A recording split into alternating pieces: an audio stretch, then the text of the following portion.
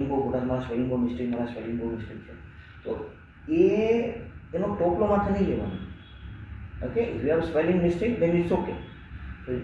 તો try to cover in grammatical range and એક્યુરેસીમાં, try to cover in CC, try to cover in task response.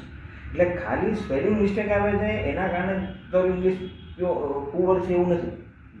હા, if I talk about listening, તો લિસનિંગમાં spelling plays a vital.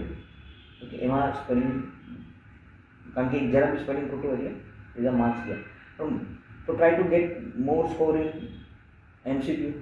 Okay, spelling બહુ suppose last fourth paragraph, fourth section છે લિસનિંગમાં, એમાં લગભગ આવે છે સ્પેલિંગ દ્વારા આવે છે. એટલે સ્પેલિંગ નથી આવડતા કે સ્પેલિંગ મિસ્ટેક છે તો એના કારણે એમ કે સર ગણાવ્યું છે મારો સ્પેલિંગ બહુ મિસ્ટેક, મારી સ્પેલિંગ મિસ્ટેક બહુ થાય છે. પણ સ્પેલિંગ મિસ્ટેકનું મહત્વ કેટલું? હું ગણું ને તો 12.5%. મારે કેલ્ક્યુલેશન પ્રમાણે 25% છે ને લેક્સિકલ રિસોર્સિસ, એમાં 2 પાર્ટ પડે. લેક્સિકલ રિસોર્સિસ એટલે શું કે જે તમારે હાઈ વોકેબ્સ, હાઈ વોકેબમાં આટલું તમે ભણ્યા, તમે 3 મહિના જે આપ્યા એમાંથી કાંઈક તો સમજમાં આવ્યું છે. અને કેટલા છે? 400 થી 500 spelling. Every day I take spelling. હું શું પેલા લેક્ચર ક્યાંથી સ્ટાર્ટ થાય? Spelling day. હું સમજો રોજના 30 તો આપણે કરીએ છીએ એવરી ડે, એટલે 30 કરીએ છીએ, એમાંથી ધીમે ધીમે ધીમે ઇમ્પ્રુવમેન્ટ થાય. એટલે મારે તમને 100 સ્પેલિંગ કરાવવા, તો 100 સ્પેલિંગમાંથી તો આઈએલ્સમાં 10 સ્પેલિંગ તો આવે ને. એટલે સ્પેલિંગ મિસ્ટેક છે, ઇટ્સ ઓકે.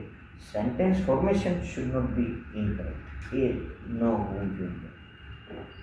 અને શું કે લેંગ્વેજ હું સ્ટાર્ટિંગમાં આપું છું, બરાબર, 3 મંથમાં તો ક્લિયર થઈ જશે. It's not big deal. UPSC GPSC જે એક્ઝામ છે એની આઈએસ એટલે તું જ છે એક્ઝામ, આઈ બિલીવ, હું એવું માનું છું. અને આઈ થિંક સામે રાઈટ. બહુ મોટું હેડેક નહીં. મારા સ્પેલિંગ મિસ્ટેક થયું, મારા સેન્ટેન્સ ફોર્મેશન મિસ્ટેક થયું, બહુ આઈએસ મને બહુ ટફ લાગે છે, પીટી બહુ ઈઝી લાગે છે.